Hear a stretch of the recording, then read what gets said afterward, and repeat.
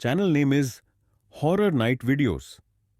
Subscribe करें और देखें एक दिल दहला देने वाली हॉरर स्टोरी। बिना घबरा बेल आइकन प्रेस करना ना भूलेगा। वो पूरी संगीत मैन। देखो भैया, साइकिल से गिर गए और दर्द तुम्हें हो रहा है। आपके शॉर्ट ट्रीटमेंट के बाद क्या वो जिंदा रह पाएगी? क्या हुआ? स्टार्ट नहीं हो रही है। कंपनी ने इस गाड़ी में किक भी है। तुम्हारी वजह से मैं इसे जाने की इजाजत दे रहा हूं। अंकिता, क्या हुआ? रो क्यों रही हो? अपने भाई की आवाज सुनकर उनकी दानेना मैन को उसी उम्र कर देगा। वह शब्द देखकर जैसे उसके शरीर में सैरन पैदा हो गई। इस कहानी के लेखक हैं संजय कमली। वह खौफनाक मंजर अभी भी उसकी आंखों के सामने ए रहा था। बाइक को तीखे मर ले जाते हुए उसने जरा भी रफ्तार कम नहीं की। कभी सीधा रास्ता तो कभी तीखी ढलान और कभी आधे टेढ़े मोड़ पर गाड़ी के रफ्तार कम होने का नाम नहीं ले रही थी। जंगल की वह सड़क इसलिए ज्यादा डरावनी लग रही थी क्योंकि दोनों तरफ क्यों ऊंचे गाने पेड़ों की टहनियों ऊपर आते हुए एक दूसरे में समा रही थी। इस वजह से दिन क्यों उजाले में भी सूरज की रोशनी जमीन तक नहा के बराबर ही पड़ती, तो रात के अंधेरे में वह सड़क बड़े बड़े हिम्मत वालों के दिल में खौफ पैदा कर दी थी। तभी अचानक बाइक के सामने आए हिरण्य को बचाते हुए जर्सी निकल गया। रात के उसे हादसे के बाद अंकिता को नींद का इंजेक्शन देकर डॉक्टर चला गया। अपनी मैन की तरफ देखकर उसने पूछा, अंकिता को क्या हुआ है? आप लोग मुझसे जरूर कुछ छुपा रहे हो। नानी पिताजी की तरफ देखा। पिताजी अपनी करारी आवाज में बोले, डॉक्टर इसका इलाज कर रहे हैं। अगर इस डॉक्टर से नहीं हुआ तो हम शहर के सबसे बड़े डॉक्टर से इसका इलाज करवाएंगे। इतना कहकर पापा अपने कमरे में चले गए। उसने दोबारा अपनी मैन से पूछा, मैन, जरूर मुझसे कुछ तो छुपाया जा रहा है। अंकिता के सिरहाने बैठी मैन ने अंकिता की सर पर हाथ फेरा और नाम आंखों से कहा, इस घर में कोई है जो मेरी बातों पर यकीन करे। संगीत जरूर होती है। मैन ने कहा, जो बिल्ली अंकिता के बगैर एक पाल नहीं रहती थी, जो हम किताब कॉलेज से आने तक दरवाजे पर नजर गड़ाए रहती थी, उसी के हाथ का खाना खाती थी, आज वो अंकिता के पास भी नहीं जा रही है। दूर से बस उसको देखती रहती है, जैसे हमें बता रही है कि यहां पर कोई और भी है। आप खुलकर बोलिए। मेरी कुछ समझ में नहीं। एरा मैन कुछ बोलती कि तभी पापा तैयार होकर अपने कमरे से बाहर निकले और उससे कहा, चलो तुम्हें कारें छोड़कर मैं भी ऑफिस जाता हूं। जमीन पर बैठी उसे बिल्ली को देखते हुए वहां से जाने लगा। उसकी बाइक कच्ची सड़क पर बनी तीखी ढलान से नीचे उतरने लगी। रात के अंधेरे में उसे ऊंचे पहाड़ों पर से नीचे नजरें और दूर से बहाने वाली नदी दिखाई दी। नदी से कुछ दूर गांव में फैली हल्के ढूंढली टिमटिमाती रोशनी इस तरह लग रही थी मानो गाने अंधेरे में उन दरदरा आज के पहाड़ों की गोद में आसमान से टूट कर गिरे। कुछ टिमटिमाते सितारे चमक रहे हों।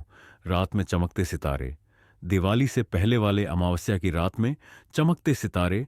अपने बेड पर लेटकर वो खिड़की से दिखने वाले आसमान में चमकते सितारे को ही देखकर मायूस हो रहा था।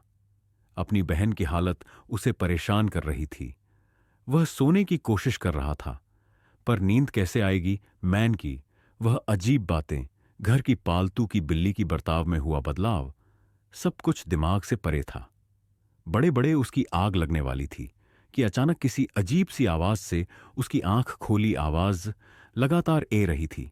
उसने अपने कमरे की लाइट शुरू की और बाहर आया। अब वो आवाज थोड़ी साफ सुनाई देने लगी। आवाज अंकिता के कमरे से ए रही थी, जैसे कोई अंकिता के साथ बात कर रहा था, खिलखिलाकर हंस रहा था। उसने दरवाजा धीरे से अंदर की ओर खोला तो पूरे कमरे में अंधेरा होने के कारण कुछ भी नजर नहीं आ रहा था। उसने लाइट का बटन दबाया, पर एक झटका से बाल फुटकर का आज के टुकड़े फर्श पर बिखर गए। उसी के साथ वह आवाज आनी बंद हो गई। उसने अपने मोबाइल का टॉर्च शुरू किया और टॉर्च की सफेद धुंधली रोशनी ने कमरे में फैले हुए गोपा अंधेरे में थोड़ा सा उजाला किया। आवाज की तरफ रोशनी डाली। अंकिता अपने बेड पर बैठी थी, थरथर कैंप रही थी, पर उसकी नजर उसके पीछे कमरे के कोने में ऊपर की तरफ खड़ी हुई थी। अंकिता की नजर जहां टिकी थी, उसने भी पीछे मुड़कर वहां टॉर्च की रोशनी में देखा तो ऊपर वाली उसे कोने में कुछ भी नहीं था। लेकिन उसे भी अब थोड़ा सा डर लगने लगा। दर्द संगीत में पूछा, अंकिता क्या बात है? कमरे के ऊपर वाले कोने में एक काली इंसानी लहराती हुई परछाई छत से इस तरह चिपके लेते। वर्सिटी डर के कारण अंकिता की आंखों से आंसू बहाने लगे। तभी नीचे कोने में कुछ आवाज सुनाई दी। उसने रोशनी में देखा तो उनकी पालतू बिल्ली कोने में गीता को ही घर रही थी। उसने उनकी तरह से पूछा, इस कमरे में कोई और है? अंकिता ने हान में सीरियल आया। अंकिता ने अपना हाथ उठाया और ऊपर की तरफ उंगली करके दिखाने लगी। वह चुपचाप वहीं देखती रही। उसने पीछे छत पर रोशनी डाली, पर कुछ भी नहीं था। उसने झट से उनकी ताक की तरफ देखा। अंकिता को बेड से बंधा गया था। आखिरकार उसे मेंटल हॉस्पिटल में भर्ती किया गया। संगीत अपनी मासूम बहन की हालत देखकर उसकी आंखों में आंसुए रहे। तभी डॉक्टर की आवाज उसके कानों पर पड़ी, कल सुबह हम उसकी शोक ट्रीटमेंट शुरू करेंगे, इसीलिए आपको यहां साइन करना होगा। संगीत इतना कहकर पापा नमस्कार। तभी उसने डॉक्टर साहब से पूछा, यह साइन किस लिए? अगर पेशेंट को इलाज के दौरान कुछ हो जाता है तो उसकी पूरी जिम्मेदारी परिवार की होगी। उसने खिड़की से जाकर अपनी बहन की हालत देखते हुए डॉक्टर साहब से पूछा, आपने मेरी मैन के सवाल का जवाब नहीं दिया। क्या मेरी कमजोर बहन का शरीर आपके शौक तक ट्रीटमेंट झेल पाएगा, या आपको पता है कि अब यह बचने वाली नहीं?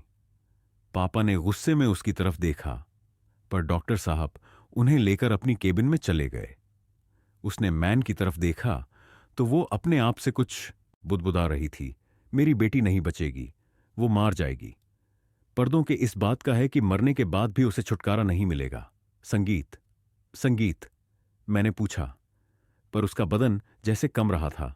और तभी बेहोश बड़ी अंकिता एकदम से छी और उठकर किसी अजनबी की तरह हमारी तरफ देखने लगी। मैन की बात सुनकर वो इतना तो समझ चुका था कि प्रिया सब कुछ जानती है। वह अस्पताल से प्रिया के घर के लिए निकाला। तभी उसे शक हुआ। वो अपने आप से बूझा भी आया। जो प्रिया हर रोज अंकिता के साथ स्टडी करने घर आती थी, वह उसे दिन के बाद एक बार भी घर नहीं आई। दोपहर की कड़ी धूप में लोगों की आवाज आई। सड़क पर कम ही नजर ए रही थी। दरवाजे पर दस्तक देकर वो खड़ा रहा। प्रिया की मैन ने दरवाजा खोला। आंटी प्रिया घर पर हैं? संगीत प्रिया ने दरवाजा खोला। वह रही थी। उसने लटखड़ाती जुबान में कहा, अंकिता कैसी है? संगीत उसकी बात सुनकर प्रिया की भी आंखें। नाम प्रिया की कुछ बोलने से पहले ही उसने पूछा, देखो बस तुम ही मेरी आखिरी उम्मीद हो, क्योंकि तुम ही बता सकती हो उसे दिन क्या हुआ था। भैया, अपनी धारी साहनी आवाज में उसे बताने लगी, छुट्टियां थीं। हम सभी स्टूडेंट्स कॉलेज के पीछे उसे सरकारी अस्पताल में प्रैक्टिस के लिए हमेशा जाते। उसे दिन भी गए। हमेशा की तरह हम मरीज को चेक करके अपनी रिपोर्ट बनाने जा रहे। कि तभी एक कर्मचारी पीछे से स्ट्रेचर पर नदी एक लाश हमारे पास से ले गया। संगीत सरकारी अस्पताल में तो लाशों का रखा जाना तो हम बात है। 14 या 15 साल की लड़की की लाश थी। अब इसमें खास क्या है? उसे लड़की के बदन पर स्कूल का यूनिफॉर्म था और वो लड़की 6 या 7 महीना की प्रेग्नेंट लग रही थी। यह कहानी आपको अच्छी लगी हो तो हमें सब्सक्राइब करें। हमारा इंस्टाग्राम और फेसबुक पेज जरूर फॉलो करें। Channel name horror night videos.